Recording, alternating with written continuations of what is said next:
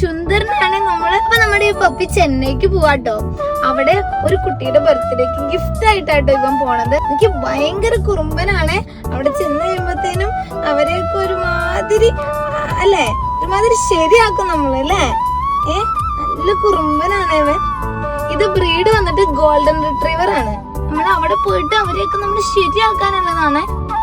നോക്കുകയാണെ ഇന്ന് എങ്ങടെ കൊണ്ടുപോകണേ അല്ലേ. അപ്പൊ നമ്മൾ പിന്നെ ട്രെയിനിലാട്ടോ പറഞ്ഞു വിടണേ. ഈ ബോക്സിലാക്കിയിട്ട് കൊടുത്തു വിടാനേ.